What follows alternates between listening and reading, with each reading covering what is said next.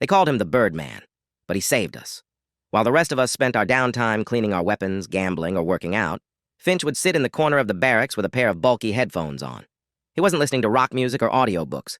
He was obsessively studying recordings of bird calls, animal noises, and jungle soundscapes. Our sergeant, a hard-nosed veteran who lived by the book, hated it. He would yell at Finch to stop playing nature sounds and start acting like a soldier, warning him that when the bullets started flying, the birds wouldn't care if he knew their names. Finch just took the verbal abuse, nodding politely and returning to his audio files. Weeks later, our unit was deployed on a high-stakes reconnaissance mission deep within a dense, humid jungle. The objective was to locate an enemy encampment without being detected.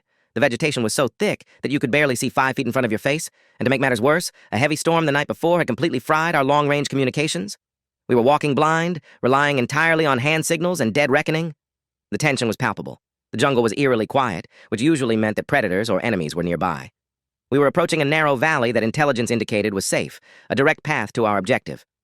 Suddenly, Finch stopped dead in his tracks, holding up a fist to signal a freeze. The sergeant, frustrated by the delay, marched over to him, ready to tear into him for stopping again. But before he could speak, Finch pointed up toward the dense canopy. He whispered that he had just heard the call of a blue-throated macaw. The sergeant stared at him like he was crazy, asking what difference a bird made. Finch's face went pale as he explained that the blue-throated macaw wasn't native to this country, or even this continent.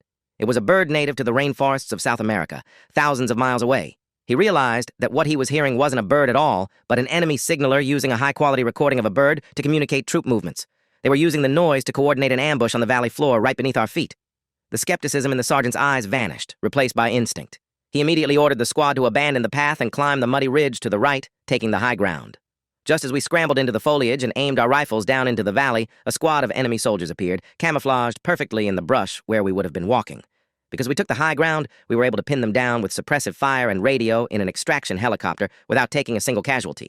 We watched from above as the enemy below tried to retreat, completely confused by how we had spotted them. Back at the base, the debriefing was intense. The commanders were amazed that we had detected the trap without any technology. The sergeant didn't take any of the credit. He stepped aside and told the commanders that the only reason they were alive was because Private Finch knew more about birds than he did about rifles. During the ceremony the following week, the base commander pinned a medal for exceptional merit onto Finch's chest. He announced that from that day on, the Army would be incorporating acoustic ecology into their training. Finch smiled, adjusting his headphones, proving that sometimes the most useless hobbies are the ones that save lives.